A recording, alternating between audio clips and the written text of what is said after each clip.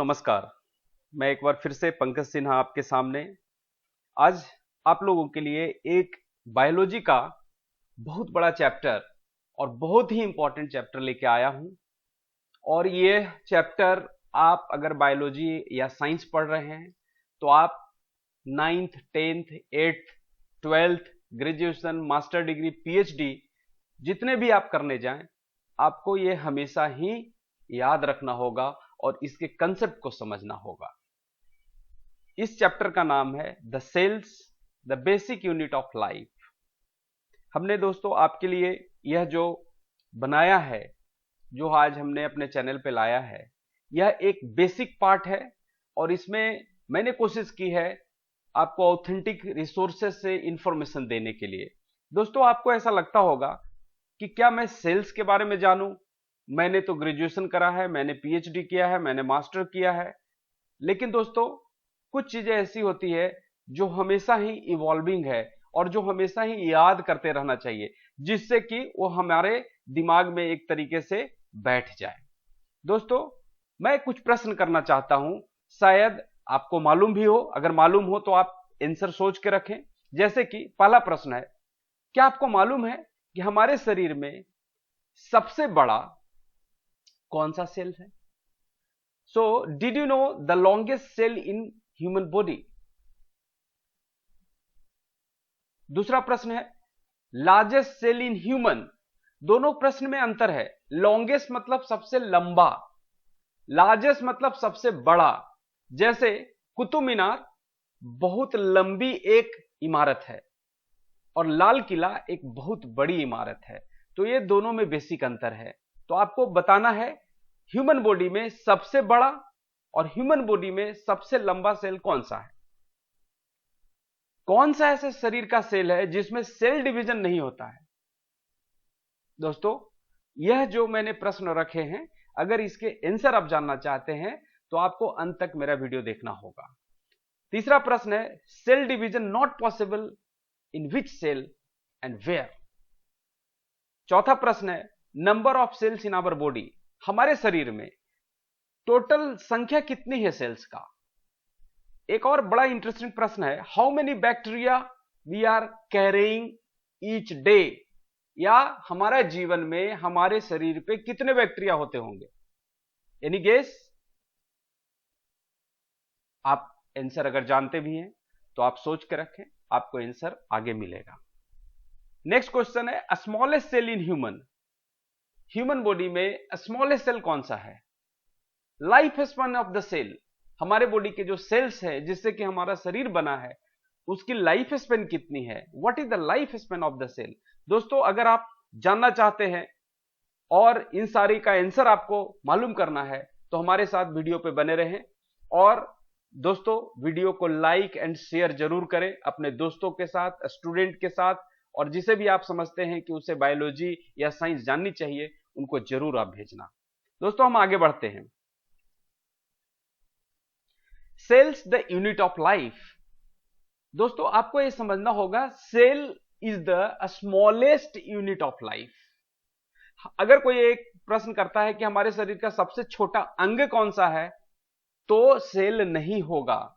Cell अंग नहीं है, cell is the smallest unit of the life. अब कोई भी यूनिट किसे हम कहते हैं? एक ऐसा यूनिट जो छोटा है बट अपने आप में परिपूर्ण है। एक ऐसा सब्जेक्ट जिसमें कि और कुछ जरूरत नहीं है उसे। जैसे कि अगर इस सेल्स की बात करी जाए उसी तरीके से एक ऐसा समझो कि एक ऐसा सिचुएशन जब एक इंसान अपने घर में रहता हो, उसको खाने के लिए सारा सामान उपलब्ध है, आने जाने के लिए गाड़ी उपलब्ध है, प्रोटेक्शन के लिए दरवान है या वॉचमैन है, इसके अलावा उसको ऑक्सीजन, रेस्पिरेशन, प्रजनन यानी कि रिप्रोडक्शन, मतलब एक लाइफ में सब चीज हो, तो हम कहेंगे कि yes that is the perfect life. हमारा जो सेल है, हमारी बॉडी जो कि मिलियंस एंड ट्रिलियंस से बना है, सेल से बना है, वह सब अपने आप में परफेक्ट है, क्योंकि उसके सेल के अंदर जो ऑर्गेनेल्स हैं वो ऑर्गेनेल्स इतने काफी है कि उस सेल को कुछ चाहिए नहीं। They are self sufficient and they can do anything and everything. That's why that is called cell is the smallest unit of the life. Cells के बारे में जानने के पहले हमें थोड़ा सा यह समझना है कि आखिर सेल नंगी आंखों से हम देख पाएंगे क्या? तो आंसर है नहीं। इसका यह मतलब है कि जब माइक्रोस्कोप की खोज हुई, आइदर सिंपल या कंपाउंड, तभी जाकर के सेल्स के बारे में जानकारियां ज्यादा मिलनी शुरू हो गई। तो यह बहुत दिन पुरानी बात तो है नहीं, करीब करीब आज से 600 साल पहले गैलीलियो गैलीली ने दूरबीन की खोज की थी, और वो बड़े से सिंपल लेंस से उन्होंने बनाई थी। बाद में जब उन्होंने लेंस के बीच की दूरी को बढ़ा दिया तो उन्होंने देखा कि नजदीक की चीजों को बड़ा करके दिखाता है, बट उन्होंने ज्यादा ध्यान दिया नहीं था। लेकिन आगे चल करके रॉबर्ट हुक नाम के एक साइंटिस्ट ने, उन्होंने एक सिंपल मैग्नीफाइंग डिवाइस बनाया जिससे कि उन्होंने एक डेड सेल को मालूम कर पाए। कॉर्क जो होते हैं, जो कि लकड़ी का बना हुआ होता है, जैसे कि आपने कोई भी ड्रिंक में देखे होंगे या वाइन वगैरह में देखे होंगे, जो ऊपर में कॉर्क लगा रहता है, उसको उन्होंने स्लाइस करके जब इसके अंदर देखा तो उन्हें कुछ दिखाई दिया, और उसको उन्होंने सेल्स का नाम दिया, क्योंकि वह दिखने में एक जेल के जैसा दिखाई देता था। बाद में और भी साइंटिस्ट इसमें बहुत ज्यादा इंपॉर्टेंट रोल देते हैं। तो हम आगे देखते हैं कि जैसे जैसे माइक्रोस्कोप की खोज होती चली गई, वैसे वैसे यह सब्जेक्ट पे ज्यादा ध्यान लोगों को चलते चला गया। दोस्तों, यह टॉपिक द सेल एक बड़ा चैप्टर है, इसलिए इसमें थोड़ी सी आपको वक्त देनी होगी। इसलिए मेरी रिक्वेस्ट है कि आप मेरा वीडियो अंत तक जरूर देखें और थोड़ा पेशेंस रखें। मैंने कोशिश की है जल्दी से जल्दी इसे खत्म करने की, बट ज्यादा जल्दी नहीं करूंगा, क्योंकि आपको समझाते हुए आगे बढ़ना है। So, discovery of the cells in 1674, first simple microscope invented, and discovered bacteria in 1674 and a sperm cell. The scientist Antony van Leeuwenhoek, who was the first person who invented this microscope, जो कि आपको एक picture दिखाई दे रहा है, इस तरह से उन्होंने एक माइक्रोस्कोप की खोज की। एक्चुअली इनका एक दुकान था और वो चश्मा बनाते थे, और लेंस को डिफरेंट डिफरेंट टाइप से वो रगड़ करके यह एक ऐसा माइक्रोस्कोप डेवलप किए जिसमें कि वाटर के स्पेसिमेन को उन्होंने स्टडी किया। तब उन्होंने देखा कि इसके अंदर कुछ चलता हुआ प्राणी है, कुछ चलता हुआ चीज है, जो कि बाद में बैक्टीरिया के बारे में समझ में आया। So Antony van Leeuwenhoek was the person who has identified the bacteria also, as well as आप ये कह सकते हो कि he invented this type of magnifying glass or a microscope. But इनकी ये स्टडी को पब्लिश नहीं हो गया, एंड स्लोली जो अभी अभी मैंने बात कर रहे थे रॉबर्ट हुक का, वह माइक्रोस्कोप में कॉर्क के अंदर इस तरह का स्ट्रक्चर उन्हें दिखाई दिया, जो कि एक जेल के जैसा दिखता था, छोटे छोटे सेल्स के रूप में, तो उन्होंने नाम दिया। Then Robert Hooke observe that the cork resemble the structure of the honeycomb consisting many empty box like cavity, invented the first compound microscope, and they also said this is the cells. Then further Knoll and Ruska invented electron microscope which magnify any object 2 lakhs time more. दोस्तों, यहां पे मैं थोड़ा सा आपका समय लेते हुए आपको बताना चाहूंगा माइक्रोस्कोप नाम क्यों पड़ा। सी, माइक्रो फिजिक्स के हिसाब से 10⁻⁻⁶ को कहते हैं, यानी कि 1 मीटर का 10 लाखवां भाग को भी जो देख पाए वो है माइक्रोस्कोप। अब फिर से मैं आपको बोल रहा हूं, माइक्रो जो फॉर्मूला है या जो फिजिक्स में है वो 10⁻⁻⁶ को कहते हैं। यानी कि अगर हम 10⁻⁻⁶ मीटर को माइक्रो से डिनोट किया जाएगा, तो बहुत ही छोटी ऑब्जेक्ट को भी कोई देख पाए, वैसे को माइक्रोस्कोप कहेंगे। Now the cell is the fundamental unit of a structural and functional in the living thing. दोस्तों, आपको समझाने के लिए मैंने एक छोटा सा एग्जाम्पल के तौर पे बताने की कोशिश करा हूं। समझो आप एक ब्रिक्स, जो ईंट जिसको आप बोलते हैं, ईंट को आप सेल मान लो। जो ईंट है, घर जिससे बनता है, उस ईंट को आप सेल मान लें। उसके बाद आप क्या करेंगे, ईंट को अगर आप सजा देंगे तो वॉल बन जाएगा, जो कि दीवार आप कहेंगे, और उसे ही कई तरह के सेल्स मिलकर के टिश्यू का निर्माण करेंगे। देन ये बहुत सारे वॉल, जो कि 4, 5, 6 डिफरेंट टाइप के वॉल मिलकर के एक रूम बनाएगा। सेम टाइप डिफरेंट टिश्यू मिलकर के एक ऑर्गन बनाएगा। देन जो रूम है, 2, 3, 4 रूम जो आपके हैं, वह एक फ्लैट या एक हाउस बना देगा। उसी तरह से ऑर्गन, डिफरेंट ऑर्गन मिलके ऑर्गन सिस्टम बना देगा। जो आपका फ्लैट है, वह बहुत सारे फ्लैट मिलके एक पार्टिकुलर टावर का निर्माण कर देगा। उसी तरह से ऑर्गन सिस्टम मिलके और ऑर्गेनिज्म का निर्माण कर देगा। अब आप एक बड़ी सोसाइटी में बात करते हैं तो tower A, B, C, A1, B1, C1, इस तरह के टावर मिलके एक पार्टिकुलर ब्लॉक का निर्माण करेगा। उसी तरह से ऑर्गेनिज्म जो है वो एक स्पीसीज का निर्माण करेंगे। लाइक होमोसेपियन हम हैं, तो हमारे जैसे बहुत सारे होमोसेपियंस हो गए। देन एक बहुत सारे ब्लॉक अलग अलग मिलके एक पर्टिकुलर सोसाइटी का निर्माण करेंगे। जैसे कि अदानी शांति ग्राम में मैं रहता हूं, तो एक बहुत सारे ब्लॉक मिलके एक सोसाइटी का निर्माण किए। उसी तरह से ढेर सारे स्पीसीज अलग अलग मिलकर के एक इकोसिस्टम का निर्माण करते हैं। तो दैट्स वाई सेल को हम कहते हैं the cell is the fundamental unit of structural and the functional in the living thing. So आप इस चीज को हमेशा के लिए याद कर लें। आगे बढ़ते हैं। उसी जो अभी अभी हमने आपसे चर्चा किया, उसी चीज के बारे में थोड़े आगे बढ़ते हैं। जैसे कि सेम टाइप के सेल मिल करके एक टिश्यू बनाएंगे, टिश्यू जो मिल करके एक ऑर्गन बनाएंगे, ऑर्गन एक ढेर सारे ऑर्गन मिलकर एक बॉडी सिस्टम का डेवलप करते हैं। जैसे कि इपिथेलियल सेल की बात करूं, इपिथेलियल सेल से इपिथेलियल टिश्यू बनेगा, इपिथेलियल सेल से इपिथेलियम जो कि स्किन का एक पार्ट है। देन आफ्टर आपकी पूरी शरीर की स्किन बन गई। तो यह एक सिस्टम है। उसी तरीके से ओस्टियोसाइट सेल जो कि बोन सेल है, ढेर सारे ओस्टियोसाइट मिल करके एक टिश्यू का निर्माण करेंगे जिसे हम स्केलेटन टिश्यू कहेंगे।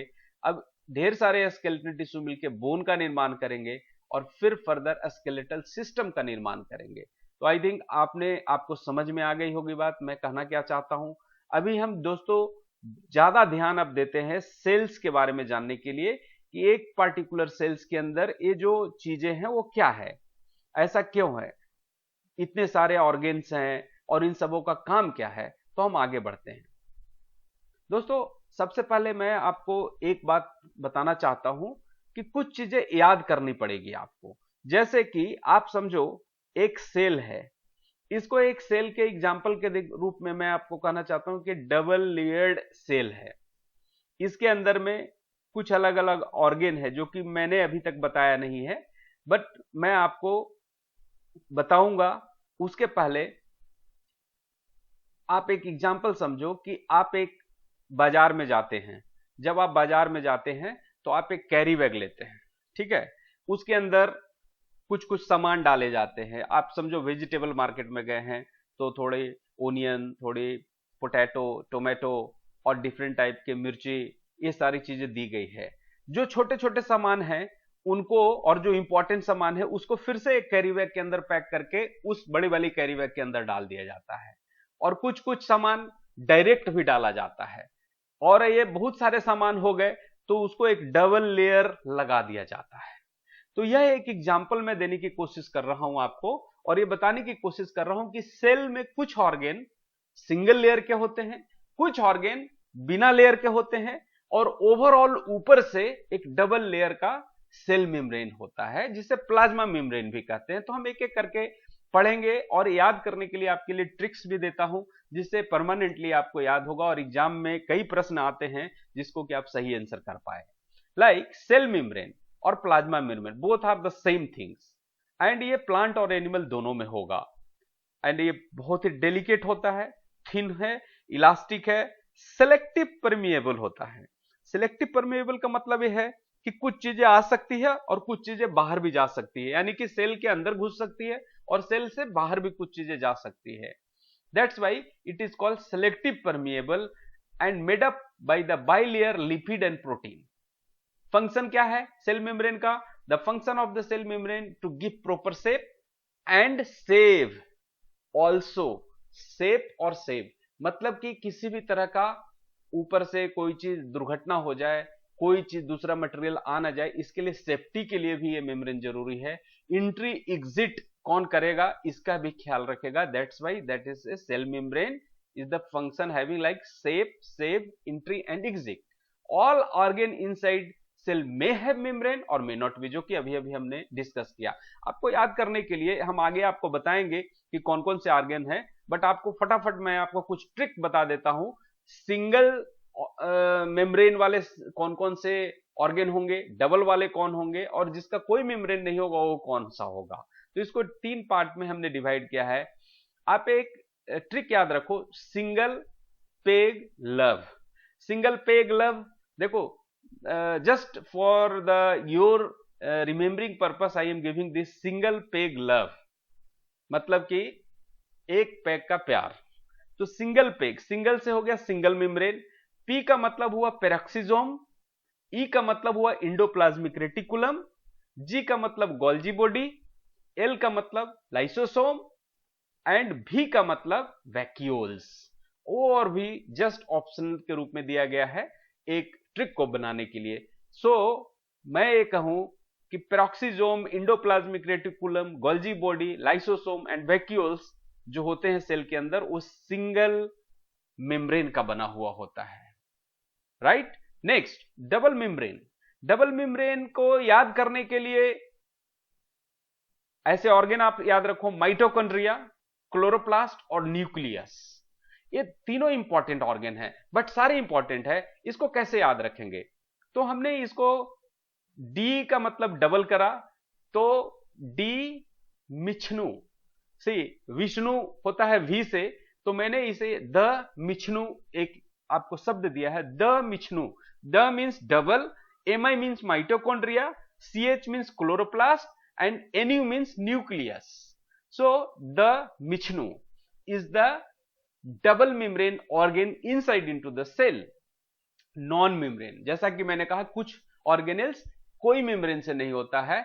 इसके लिए 0 और O, ब्लड ग्रुप O होता है, O RBC मिमिक, इतना याद रखा, O RBC mimic. What is the meaning then?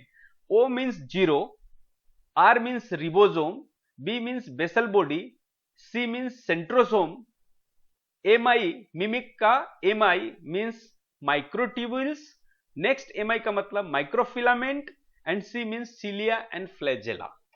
So these are the organs which are not having any membrane inside into the any cell. I think आपको exam में अगर कोई प्रश्न आए तो आप आराम से इस ट्रिक के माध्यम से आप आंसर कर पाएंगे। इसको बार बार पढ़ना पड़ सकता है क्योंकि बहुत सारे बच्चे बहुत सारे ट्रिक्स को याद करना वह भी एक टफ है, यानी कि सारे ट्रिक को याद करने के लिए भी एक ट्रिक की जरूरत पड़ सकती है। एनी हाउ, यह याद करने का एक तरीका होता है हर लोगों का, but I think this is very simple which I can able to give you, और आप अपने को बार बार देखते रहे, सोचते रहे तो आपको याद आ जाएगा। हम आगे बढ़ते एक एक ऑर्गन के बारे में, उसके फंक्शन के बारे में जानेंगे। Cell wall. Cell wall and cell membrane में अंतर यही है कि सेल वॉल मेम्ब्रेन के बाहर होता है और ये प्लांट सेल में होता है, and made up of cellulose and the function is protection and give the shape.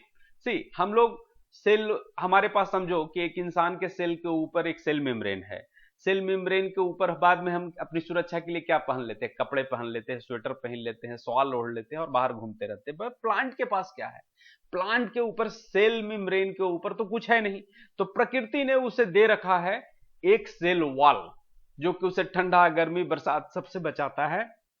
इसलिए sorry, cell wall is the only present in the plants which give the protection and the shape. और ये क्या चीज का बना हुआ होता है? सेलुलोज का। इस पॉइंट को जरूर आप नोट कर लें।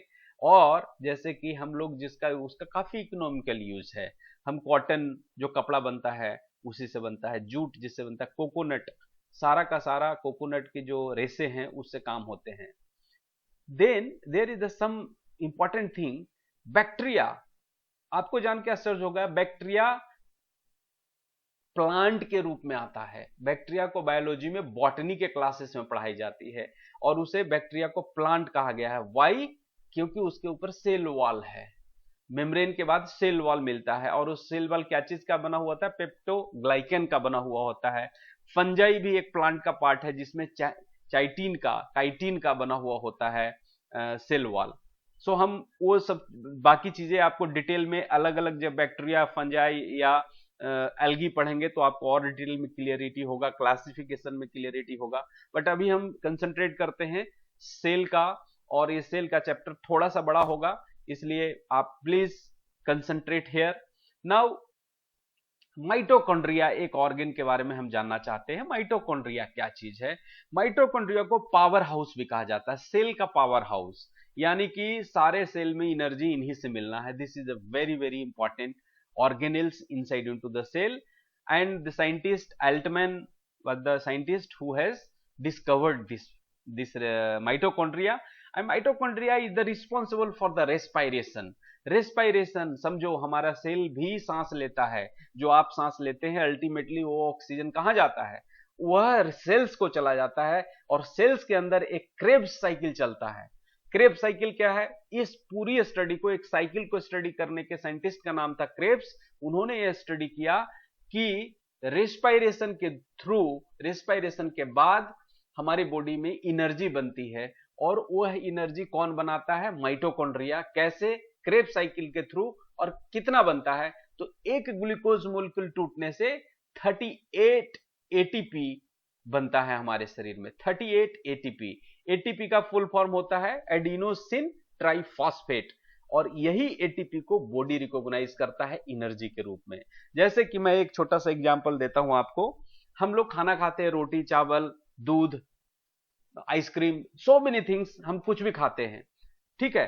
क्या बॉडी इनको कैसे रिकॉग्नाइज करता है? जब आप चावल खाते हो, दाल खाते हो, रोटी खाते हो, शुगर खाते हो, या मिठाई खाते हो, या आइसक्रीम खाते हो, तो कैसे रिकॉग्नाइज करता है? हमारी बॉडी तीन चीजों को रिकॉग्नाइज करती है, कार्बोहाइड्रेट, फैट एंड प्रोटीन, इसके अलावा vitamin and mineral. Vitamin and mineral को डाइजेशन करने की जरूरत नहीं होती है, वो डायरेक्टली एब्जॉर्ब होते हैं।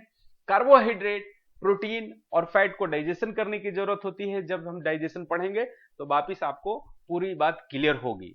बट इस बात को भी समझें कि कार्बोहाइड्रेट और फैट, इसको डाइजेशन करने के बाद अल्टीमेटली बॉडी एब्जॉर्ब करता है किस फॉर्म में? ग्लूकोज के फॉर्म में।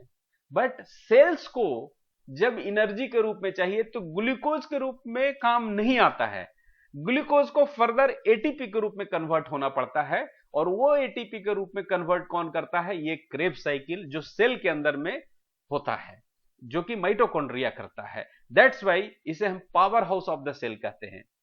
और समझे, इसके inner wall make several finger like structure, काफी अच्छा नाम है, क्रिस्टी। इस जो फिंगर लाइक स्ट्रक्चर जो आपको दिखाई दे रहा है अभी, इसे क्रिस्टी कहा गया है।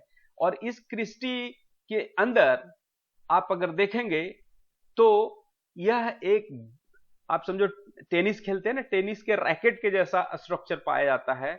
सो इनर वॉल हैज ऑक्सीजोम, इसे ऑक्सीजोम कहते हैं, and this look like a tennis racket like a structure and function is ATP synthesis करता है यहाँ पे। and जो एक गैप आपको दिख रहा है, इस तरह का गैप जो बीच बीच में, इसे हम कहते हैं rich in enzyme needed for the respiration. So जब पर्टिकुलरली माइटोकॉन्ड्रिया पढ़ेंगे तो हम पूरी तरीके से इसे बता पाएंगे। अभी जस्ट आप ऊपर ऊपर से आप समझ जाओ इसके स्ट्रक्चर और बेसिक फंक्शन, और इसके साइंटिस्ट कौन थे, और इसके मेन ऑर्गन कौन से होते, इसकी बात करते हैं। हम आगे बढ़ते हैं। अच्छा, एक बात और, अभी अभी हमने बात किया था, कुछ ट्रिक्स दिया था, तो आप बता सकते हैं माइटोकॉन्ड्रिया एमआई कितने लेयर का बना हुआ होगा? Can you tell me? और अगर आप नहीं बता पा रहे हैं तो आप मेरा ट्रिक फिर से देखें, और पीछे जाके एक बार बाद में लास्ट में फिर से ट्रिक बताऊंगा। अभी आप माइटोकॉन्ड्रिया का सोचे कि कितने लेयर का बना है, डबल, सिंगल या कोई लेयर है या नहीं है। आगे बढ़ते हैं। नाउ वेरी इंपॉर्टेंट ऑर्गेन, और मेरा प्यारा, इस नाम बहुत मेरे को पसंद है, गोल्जी बॉडी और गोल्जी एपरेटस। यह गोल्जी बॉडी जो नाम दिया गया है, कैमिलो गोल्जी नाम के एक साइंटिस्ट ने इसकी खोज की थी, इसके वजह से इसका नाम ही उस साइंटिस्ट के नाम पे पड़ा है, that's why name is Golgi body. Golgi body always present near to the nucleus, ये न्यूक्लियस के आसपास रहेगा, उससे दूर जाएगा नहीं। बट इसका काम क्या है मालूम? इसका काम बहुत ही इंपॉर्टेंट है, transportation, secretion, formation of acrosome of sperm, formation of the yolk in the egg, formation of lysosome. हम आगे पढ़ेंगे लाइसोसोम क्या है, बट आप समझो कि गोल्जी बॉडी एक बहुत ही इंपॉर्टेंट ऑर्गेन है। जैसे कि फॉर एग्जांपल मैं दौड़ रहा हूं, मैं रनिंग कर रहा हूं, मैं सुबह सुबह रनिंग करता हूं, करने के समय मेरा सबसे एक्टिव ऑर्गन कौन सा हुआ? पैर। पैर में बहुत सारे सेल्स होंगे, अब वो दौड़े जा रहे हैं, तो सेल्स जो पैर के एक्टिव हैं उसको एनर्जी चाहिए। वो एनर्जी जो सेल्स के अंदर स्टोर है वो तो दे रहा है, लेकिन कुछ देर के बाद खत्म हो जाएगा, तो क्या होगा? मैं रुक जाऊंगा क्या? चलते चलते क्या मैं बंद पड़ जाऊंगा? नहीं। हमारे जो दूसरे पार्ट है बॉडी के, वहां से उस सेल से एनर्जी हमारे पैर के सेल्स को ट्रांसफर होगी, और वो कौन करेगा? एक Golgi body is the person who is a transporter. Actually वह वहां से एनर्जी लाके हमारे पैरों को ज्यादा से ज्यादा एनर्जी देगा और हमारा काम रुकेगा नहीं। सो इस बात को याद रखना है।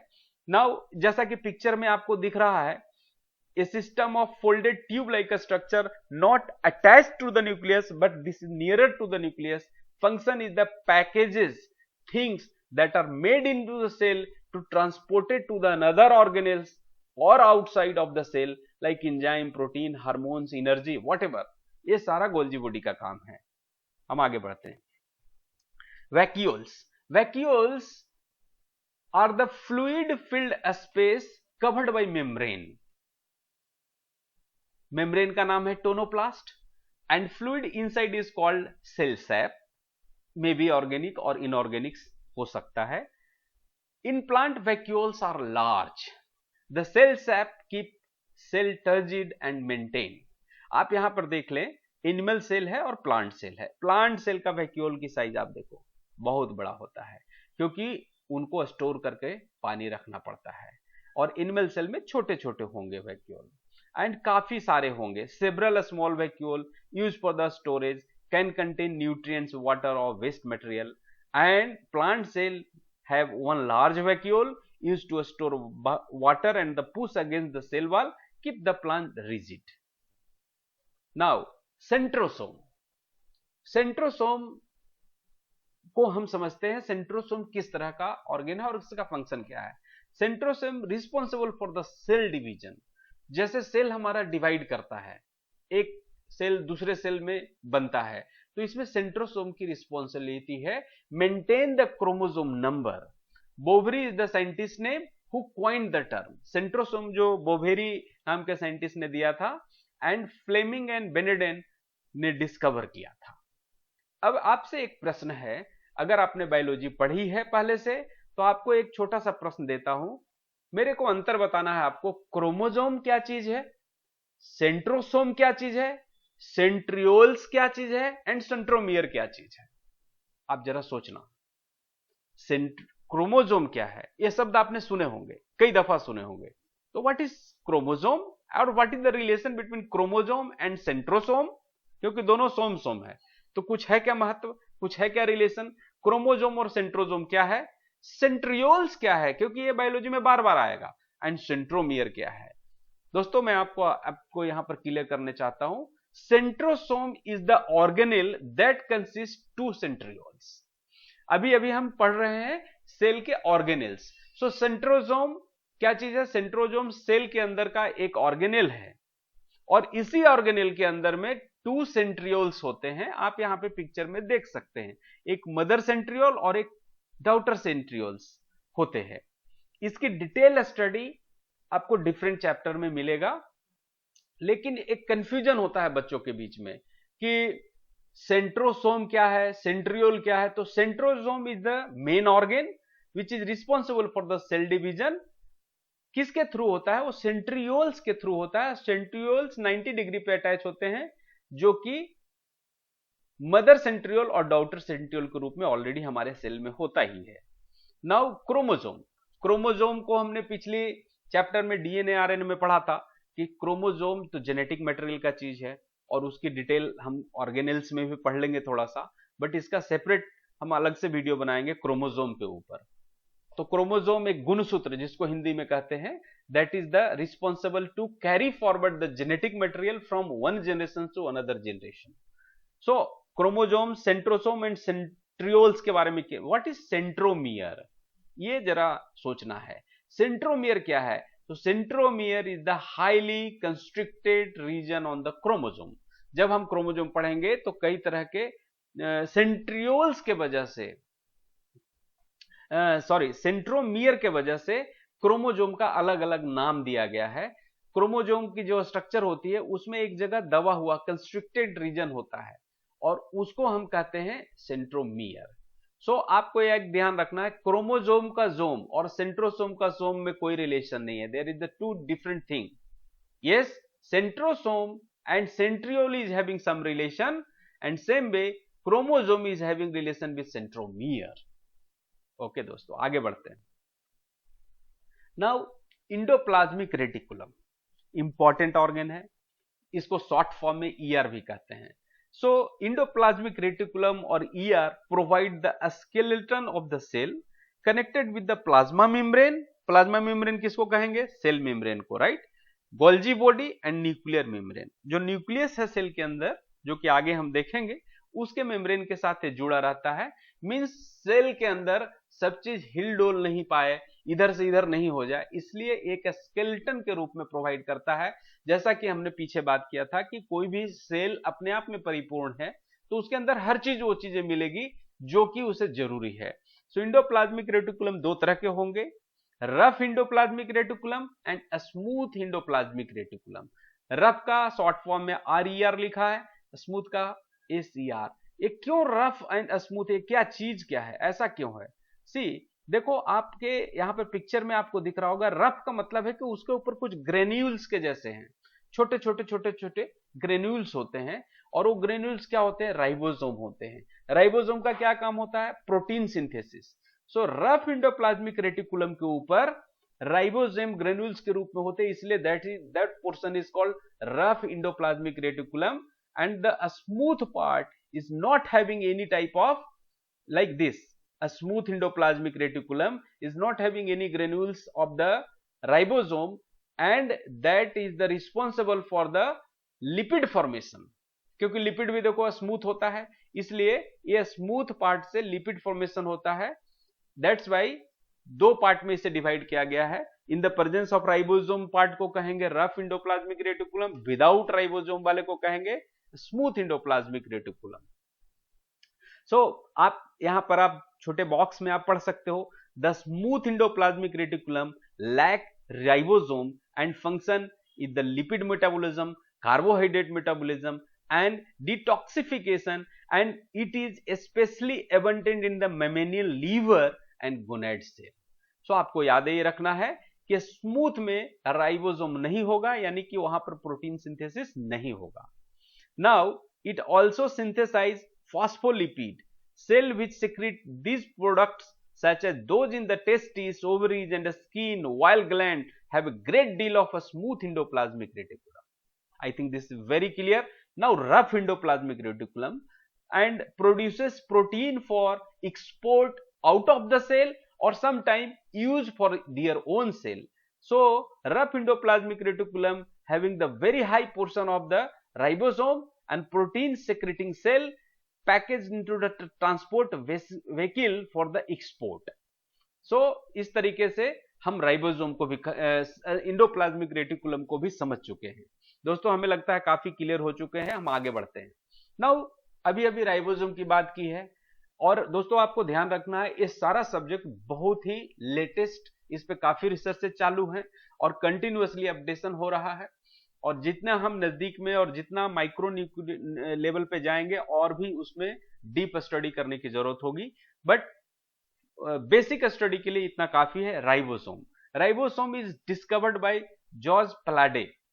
Synthesis of the protein is the main function of the ribosome, जैसा कि हमने अभी अभी पढ़ा। And it is also called protein factory of the cell.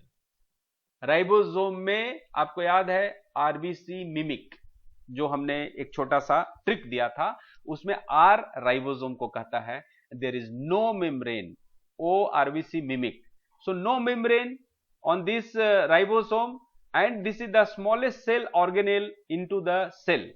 आपको एक प्रश्न भी आ सकता है कि सबसे छोटा ऑर्गेनेल कौन सा है सेल में, तो ribosome is the smallest, present in all type of the cell. Group of the ribosome is also called polysome. Ribosome का मैं और बड़ा डिटेल में क्लास लूंगा और आपको जरूर बताऊंगा। राइबोसोम बहुत ही इंटरेस्टिंग चैप्टर है। अभी यहां पे थोड़ा सा आपको बता देता हूं prokaryotic ribosome and eukaryotic ribosome. ये शब्द आपके लिए नया है, व्हाट इज प्रोकैरियोटिक। तो आपको जस्ट बताता हूं कि प्रोकैरियोटिक वैसे ऑर्गेनिज्म को कहते हैं जिसमें न्यूक्लियस नहीं होता है, एंड यूकैरियोटिक जिसके अंदर न्यूक्लियस होता है। तो जिसमें न्यूक्लियस नहीं होगा तो क्या उसमें जेनेटिक मटेरियल नहीं होगा? नहीं, उसमें जेनेटिक मटेरियल हो सकता है बट विदाउट न्यूक्लियस होगा, उसके साइटोप्लाज्म में ऐसे ही घूमते रहेगा। एंड यूकैरियोटिक लाइक जैसे प्रोकैरियोटिक बहुत सारे बैक्टीरिया हैं, वायरस हैं, वो प्रोकैरियोटिक के क्लास में आ सकते हैं। उसके अंदर राइबोसोम कैसा होता है? 70S का होता है। और यूकैरियोटिक जिसका डिफाइंड न्यूक्लियस होता है उसमें 80S का राइबोसोम होता है। ये एस क्या चीज है? तो एस सेडिमेंटेशन क्वोटिएंट को डिफाइन करता है, यानी कि उसकी साइज कितनी बड़ी है उसके हिसाब से उसकी, जैसे कि सेडिमेंटेशन क्वोटिएंट अगर आप फिजिक्स या केमिस्ट्री के क्लास में डिटेल में मिलेगा, बट आप ऐसा समझो अभी तत्काल में कि प्रोकैरियोटिक राइबोसोम छोटा होता है और 70S उसका डिनोशन नंबर है, एंड यूकैरियोटिक सेल जैसे कि हम लोगों का 80S होता है। एंड बाकी राइबोसोम के स्ट्रक्चर में दो पार्ट में वो रहता है, large part and a small part. And ribosome is primarily responsible for the synthesis of protein. तो याद रखना है कि प्रोटीन सिंथेसिस, लेकिन आपको यह भी जानना है, जो कि मेरा पिछले अगर आपने देखा होगा तो पीछे में मैंने आरएनए डीएनए के बारे में बताया था, उस वीडियो को जरूर देख लीजिए, क्योंकि अल्टीमेटली प्रोटीन सिंथेसिस ऐसे नहीं होगा, आरएनए उसमें रोल करेगा। आरएनए 3 तरह के होते हैं, एमआरएनए, टीआरएनए एंड एसआरएनए। तो वो सब सारी बातों को आपको पीछे वाले वीडियो में मैं अभी दे दूंगा यहाँ पर डिस्क्रिप्शन में, जहां से कि आप वापस देख सकते हैं उस वीडियो को। हम आगे बढ़ते हैं दोस्तों। Now nucleus. Nucleus is again a very very important organelles inside the cell. Nucleus को आप कह सकते हैं मैनेजर। भाई बिना न्यूक्लियस का कोई सेल हुआ तो उसकी कोई भी भविष्य ही नहीं है, यानी कि nucleus is the very very important organelles. Nucleus first discovered by Leeuwenhoek, blood of the salmon, detail furnished by the Robert brown, and it is also called manager of the cell, and it is to be said like cell without nucleus is without future। तभी आपको मालूम होगा जो हमारा RBC है, red blood corpuscles है, not they are, RBC is having no nucleus, that's why वो 120 दिन से ज्यादा जिंदा नहीं रह सकता, वो मर जाता है। And nucleus is double membrane, porous, selective permeable. Selective permeable क्या होता है? जो कुछ चीजों को अंदर आने दे और कुछ चीजों को बाहर जाने दे, और कुछ चीजों को आने ही न दे और कुछ चीजों को बाहर भी जाने न दे। सेलेक्टिव परमिएबिलिटी जिसको कहते हैं। अब उसको हिंदी में क्या कहेंगे, at present I am not remembering, but उसको हम ऐसा कह सकते हैं कि सेलेक्टिव परमिएबल मींस परमिएबल तो है बट सेलेक्टिव रहेगा, सारे लोगों को अंदर से आने नहीं दिया जाएगा एंड बाहर भी नहीं निकलने दिया जाएगा। And this nucleus is filled with nucleoplasm, at least one nucleus और network of thread like a structure called chromatin reticulum are the found in nucleus, and nucleolus form ribosome.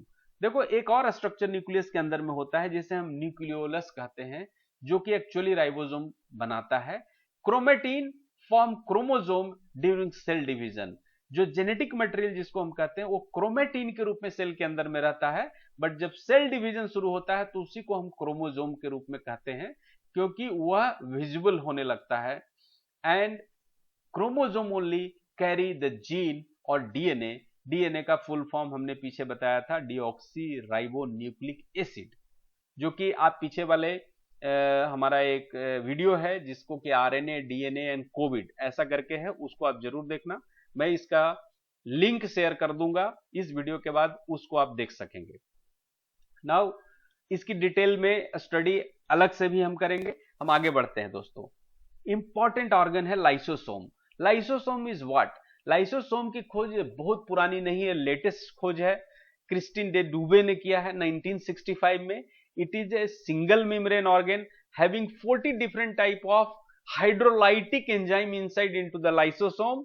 RBC is not having lysosome, that's why RBC को मरने के लिए spleen में जाना पड़ता है, and spleen break the RBC, that's why spleen is also called graveyard of RBC. RBC खुद से मरता नहीं है, वह जाकर के स्प्लीन में मरता है और वहां पे वो खत्म होता है। एंड लाइसोसोम का मेन फंक्शन है that is also called suicidal bag of a cell, यानी कि जो सेल खराब हो चुका है, जो पुराना हो चुका है, उसको लाइसोसोम वर्न आउट कर देगा, उसको खा जाएगा और खाने के बाद वो नया सेल डेवलप होगा, जो जिसका कि लाइसोसोम का कोई संबंध नहीं है। लाइसोसोम को आप कह सकते हैं कि एक साफ सफाई कर्मचारी है, यह पूरे का पूरे सेल को हमेशा तैयार रखता है, फ्रेश रखता है। समझो ऐसा कि सबसे पहले तो न्यूक्लियस एक मैनेजर के रूप में है, उस मैनेजर ने सारे ऑर्गन को बोल दिया भैया अच्छे से काम होना चाहिए, कहीं कोई दिक्कत नहीं होना। गोल्जी बॉडी तुम्हारा क्या काम है? ट्रांसपोर्टेशन का काम है। राइबोसोम तुम्हारा प्रोटीन सिंथेसिस का काम है। इंडोप्लाज्मिक रेटिकुलम तुम स्ट्रक्चर वगैरह ठीक ठाक रखो, ठीक है। साइटोप्लाज्म, माइटोकॉन्ड्रिया तुम्हारा एनर्जी बनाने का काम है भाई, और ये सब कोई काम नहीं अच्छा से कर रहा है तो न्यूक्लियस क्या कहेगा? न्यूक्लियस ऑर्डर देगा लाइसोसोम को, लाइसोसोम देखो काम नहीं करता है। लाइसोसोम उनसे बात करेंगे काम क्यों नहीं होता है तुम्हारे से, अगर वो सुना तो ठीक है, नहीं तो lysosome releases hydrolytic enzyme on that particular organ और वो ऑर्गन ही डैमेज हो जाएगा। और अगर कभी ऐसा होगा कि पूरा ऑर्गन सब ने एकदम काम करने से मना कर दिया, सारे लोगों ने इनकलाबी एकदम झंडा उठा लिया, कोई ऑर्गन ही नहीं काम करने को तैयार है बोले, तो फिर क्या करेगा लाइसोसोम? लाइसोसोम खुद ब्लास्ट कर जाता है और सारे सेल को डैमेज कर देगा।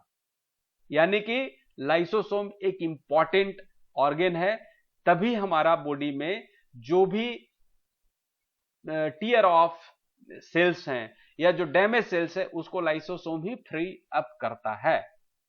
And that's why lysosome is also called suicidal bag of a cell. I think आपको बहुत ही अच्छे से मैंने समझाने की कोशिश की है। एंड इसका पीएच एसिडिक होता है। So lysosome are the organelles responsible for breaking down cellular waste, they are the filled with digestive enzyme. Lysosome may have low pH on the that's why it is working as a hydrolytic agent. Now next एक important organelles के बारे में पढ़ते हैं, हम जल्दी जल्दी आगे की तरफ बढ़ने की कोशिश करेंगे क्योंकि काफी वक्त लग रहा है। प्लास्टिड्स। प्लास्टिड्स क्या है? Plastids only in the plant cell, this is the double wall structure. Two type of plastids present there in the plants, leucoplast and chromoplast. जैसा कि नाम से ही जाहिर है, क्रोमो मतलब कलर एंड ल्यूको मतलब कलरलेस। देयर इज ल्यूको, आपको याद होगा जैसे आरबीसी को रेड ब्लड कहते हैं, उसी तरह से क्या होता है व्हाइट ब्लड सेल्स का नाम? Leucocyte.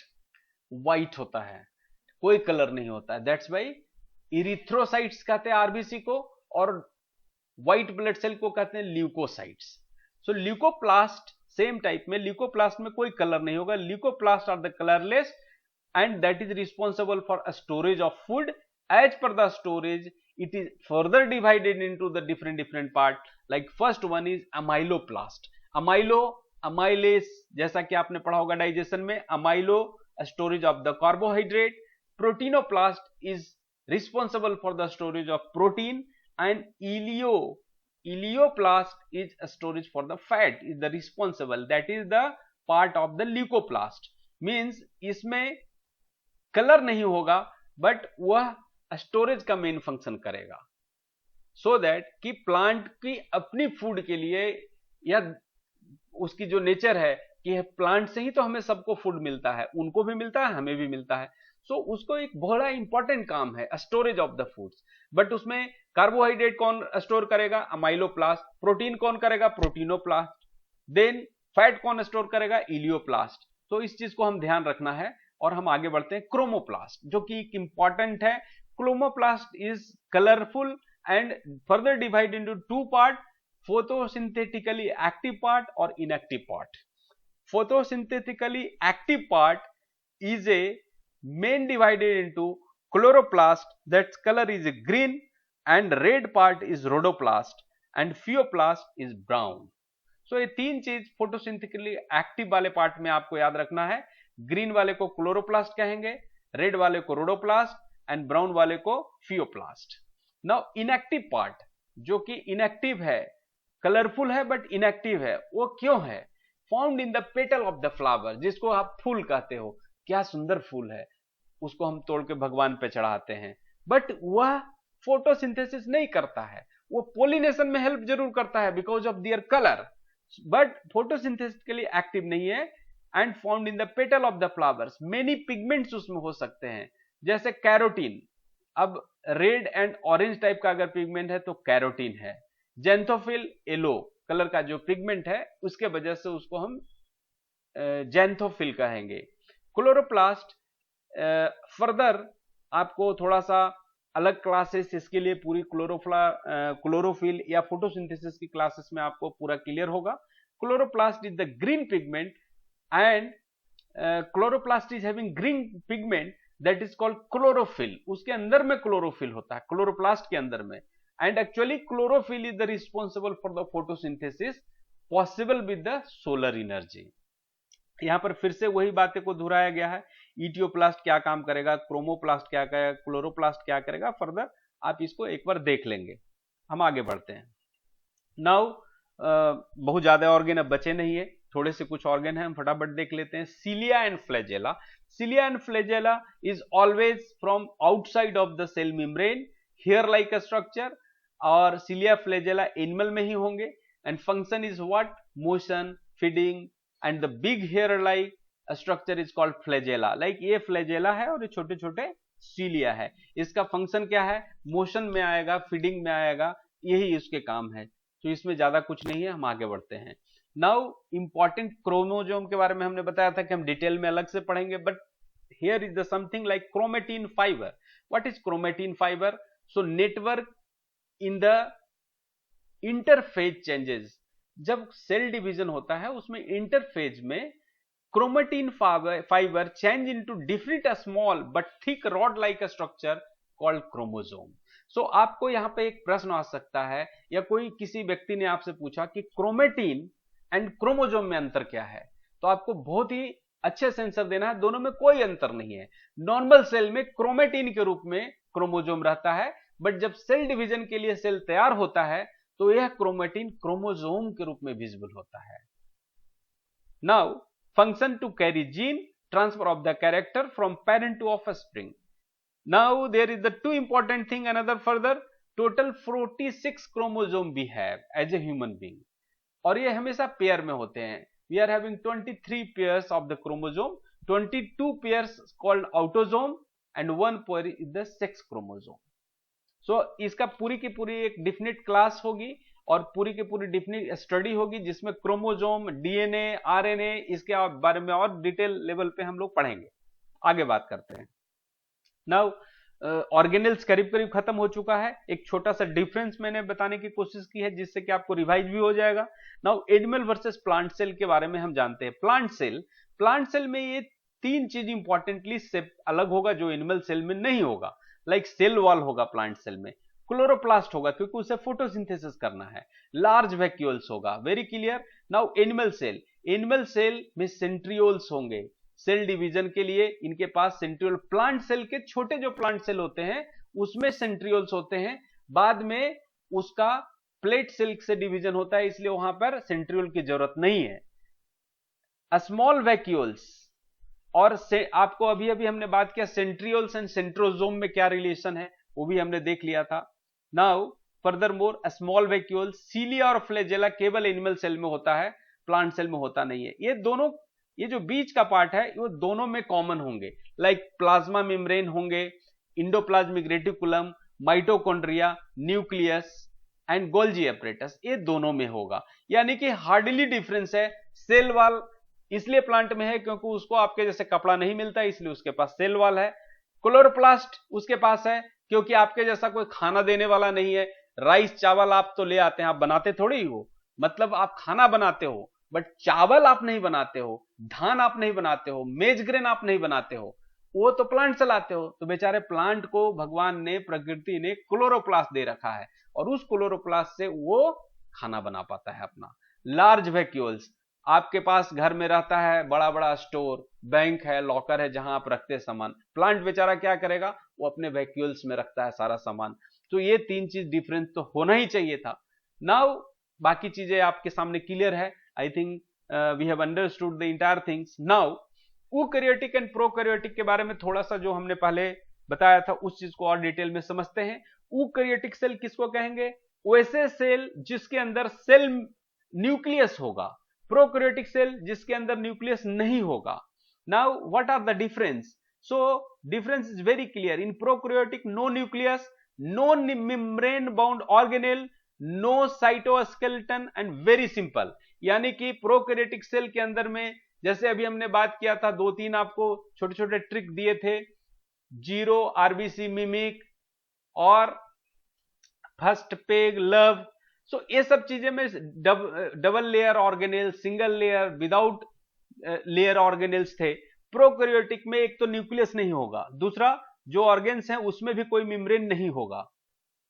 whereas eukaryotic cell having nucleus, membrane bound organelles, cytoskeleton means endoplasmic reticulum इस तरीके से होगा और कॉम्प्लेक्स स्ट्रक्चर भी होंगे। एंड इसमें और उसमें कॉमनली क्या होंगे, तो साइटोप्लाज्म दोनों जगह होगा, डीएनए दोनों जगह होगा, प्लाज्मा मेम्ब्रेन दोनों जगह होगा। प्लाज्मा मेम्ब्रेन क्या हुआ, तो पूरा का पूरा ऊपर का सेल मेम्ब्रेन को प्लाज्मा मेम्ब्रेन कहेंगे। Now single cell organism and prokaryotic cell में फर्क है, इस चीज को समझना होगा। It can be generally be said that all prokaryotic are the single celled organism but not all single celled organism of prokaryotic. मतलब क्या हुआ कि सारे सिंगल सेल ऑर्गेनिज्म क्या प्रोकैरियोटिक हैं? No. Protist are a type of single cell organism that are eukaryotic, means उसका nucleus होगा। they include example like Euglena, amoeba and paramecium, इसमें न्यूक्लियस होता है इसलिए इसे यूकैरियोटिक सेल कहेंगे। मतलब आपको एक छोटा सा सिंपल सा समझा देता हूं कि जिसके अंदर न्यूक्लियस नहीं होगा वो सारे प्रोकैरियोटिक में होंगे और जिसके अंदर न्यूक्लियस होगा यूकैरियोटिक होंगे। कुछ यूनिसेलुलर ऑर्गेनिज्म ऐसे हैं जो कि एक ही सेल का बना हुआ, उसका जीवन एक ही सेल का है, जैसे हमारे पास मिलियंस ऑफ द सेल है, उसके बाद एक ही सेल है, बट फिर भी वो प्रोकैरियोटिक नहीं है, यानी कि उसके अंदर न्यूक्लियस है, जैसे कि अमीबा, पैरामीशियम, ये कहने की कोशिश कर रहा है। नाउ जो कि मैंने अपने थंबनेल में क्वेश्चन किया है, उस क्वेश्चन के आंसर की तरफ हम बढ़ते हैं। जैसे कि पहला प्रश्न था, did you know the longest cell in the human body? Yes, nerve cell or neuron cell is the longest cell in our body. The longest cell is the motor neuron. They can be up to 4.5 feet long and run from lower spinal cord to the big toe. यानी आप समझो 4.5 feet तक का हमारा neuron cell हो सकता है जो मोटर न्यूरॉन है। आदमी की हाइट कितनी होती है? 5.5 फीट, 6 फीट, 6.25 फीट, अधिक से अधिक 7 फीट। 4.5 फीट नॉर्मल ह्यूमन का बताया, यानी कि जितना लंबा व्यक्ति होगा उससे भी लंबा हो सकता है। सिंगल सेल और मोटर न्यूरॉन्स यानी means neurons is the longest cell. Now next question, largest cell in the human, बड़ा वाला सेल कौन सा है ह्यूमन में? The largest cell is a fertilized egg and ova. जो फर्टिलाइज है या ऐसे भी ova is the largest cell in female. Cell division not possible where? Very interesting, neurons यानी ब्रेन सेल में सेल डिवीजन नहीं होता है। मैं अगली जब हम लोग मिलेंगे तो आपको बताऊंगा कि न्यूरॉन्स में जब सेल डिवीजन नहीं होता है तभी कोई भी चोट सर में अगर ज्यादा जोर से लग गई तो इंसान को मृत्यु भी हो सकती है। तभी हमारे को कहा जाता है कि आप साइकिल चलाओ या कोई भी ऊंची इमारत का घूमने जाते हो या बाइक चलाते हो तो आप हमेशा हेलमेट लगाओ, क्योंकि अगर आपका सर के अंदर चोट लग गया, न्यूरॉन्स डैमेज हो गए तो कभी बनेगा नहीं और आपकी मृत्यु भी हो सकती है। क्योंकि न्यूरॉन्स में क्या नहीं होता, सेंट्रोसोम नहीं होता, और सेंट्रोसोम नहीं होने की वजह से सेल डिवीजन उसमें नहीं होता है। Number of the cell in our body, next question था हमारे बॉडी में कितने सेल होते हैं। Remember 75 to 100 trillion. My god, 75 to 100 trillion, this is too much. Next question था how many bacteria we carry. ओहो, हमारे शरीर पे कितने बैक्टीरिया आप लेके कैरी करते हो। There are more bacteria than the cell in the body. My god, what I am trying to tell you, as per the data 75 to 100 trillion से ज्यादा हमारे शरीर पे बैक्टीरिया होते हैं। इसका मतलब यह हुआ कि हमारे शरीर पे सेल से ज्यादा बैक्टीरिया है, and this is true. Smallest cell in the human being में सबसे छोटा सेल क्या है, तो मेल का स्पर्म एक सबसे छोटा सेल है। Life span of the cell, कोई भी सेल का लाइफ स्पेन क्या है, तो दोस्तों आपको बताते हुए मैं बहुत ही खुशी अनुभव करता हूं। They can live anywhere from a few days to a year.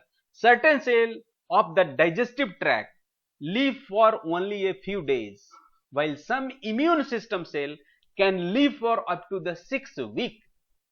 Pancreatic cell can live for a long as a year. तो आपने अभी तक के इतना तो जाना कि सेल की लाइफ, जैसे हम जहां एलिमेंट्री कैनाल की बात करूं, जहां मुंह से लेकर के एनस तक का, यह हर 2-3 दिनों में बदल जाता है अंदर का लेयर। यानी कि जो आप खाना खाते हैं उसके साथ साथ आप अपना लेयर भी खाते हैं और वो डाइजेशन से बाहर निकल जाता है, जो कि कई बार म्यूकस के रूप में आपको दिखाई देता है, राइट। एलिमेंट्री कैनाल हमारा हर 2 दिन में ऊपर की जो स्किन का लेयर है वह भी 2-3 दिन में पूरा का पूरा बदल जाता है। अगर आप कोई घर में रहते हो, आप जहां पर भी रहते हो, आप अगर वहां पर से चले गए बहुत दिनों के बाद, और कोई अगर डिटेक्टिव और अगर बायोलॉजिस्ट आकर के चेक करना चाहे कि यहां पर कौन सा व्यक्ति रहता था, तो इसका सेल्स मिल जाएगा आपके घर में गिरा हुआ, और उससे डीएनए से निकाल करके आपको बता देगा कि आप यहां आए थे या आप यहां रहते थे। कपड़ों में जितना भी आप चीज कह सकते हो, पूरा का पूरा ऊपर का स्किन हमारा बदल जाता है 1 सप्ताह के अंदर, right. So I think we have covered so many things. Thank you very much दोस्तों। एंड मेरा आपसे एक रिक्वेस्ट है, नॉर्मली मैं आपको अगर मेरा वीडियो अच्छा लगेगा तो मेरे को विश्वास है कि आप अपने दोस्तों को जरूर फॉरवर्ड करेंगे, अपने स्टूडेंट्स को। आपके घर में अगर कोई बच्चे हैं जो कि 8, 9, 10, 12 नीट का एग्जाम दे रहे हैं या साइंस में रुचि रखते हैं, उनको जरूर फॉरवर्ड करेंगे। बट मेरी रिक्वेस्ट है कि मेरा वीडियो देखने के बाद चैनल को जरूर सब्सक्राइब करें, जिससे कि मेरा हर वीडियो आपको मिले, और अपने चाहने वाले को, अपने दोस्तों को, अपने मित्रों को, शिक्षक मंडली को और स्टूडेंट्स को भेजना ना भूलें। थैंक यू वेरी मच दोस्तों। फिर से मिलते हैं अगले वीक में, या उसके बीच में कभी फुर्सत मिलता है तो मैं बनाऊंगा। और तब तक के लिए नमस्कार, शुभ रात्रि, और आप लोग सब कोई ठीक से रहें। नमस्कार, थैंक यू।